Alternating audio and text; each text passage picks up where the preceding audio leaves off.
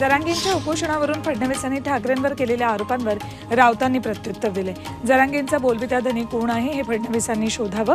Phone tap करणाऱ्या रेशमी शुक्लांना टॅपिंगचा चांगला अनुभव आहे। तुम्ही फोन करणारे आपल्या सरकारमध्ये आहेत का हे तपासावं असं आव्हान राऊतांनी दिले। ओबीसी नेते छगन भुजबळ यांनी मनोज जरांगेंच्या भूमिकेवर उपरोधिक टीका केली। 2 जुन्या नाटकांचा अभ्यास सुरू आहे, त्यामुळे जरांगेंवर बोलण्यासाठी वेळ नाही असं म्हणत त्यांनी जरांगेंवर टीका केली।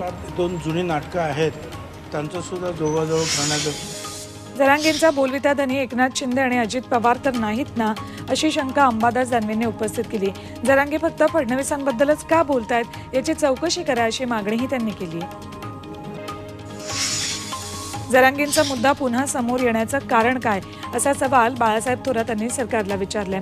आधी गुलाल उधळला, मग आता एवढं काय बिघडलं असंही थोरातांनी म्हटलंय। अमृत नोनी आर्थो प्लस ये एक प्रूवन फॉर्मूला है। इसमें मौजूद नोनी फल के गुण और आयुर्वेदिक जड़ी बूटियां शरीर को जरूरी पोषक तत्व देने के साथ साथ हड्डियों और जोड़ों के घिसने, उनमें होने वाले सूजन और दर्द को रोकने में मदद करता है। दर्द मुक्त जीवन के लिए अमृत नोनी आर्थो प्लस। वरून विरोधकांवर होणाऱ्या आरोपांमध्ये तथ्य नाही असंही थोरात म्हणाले।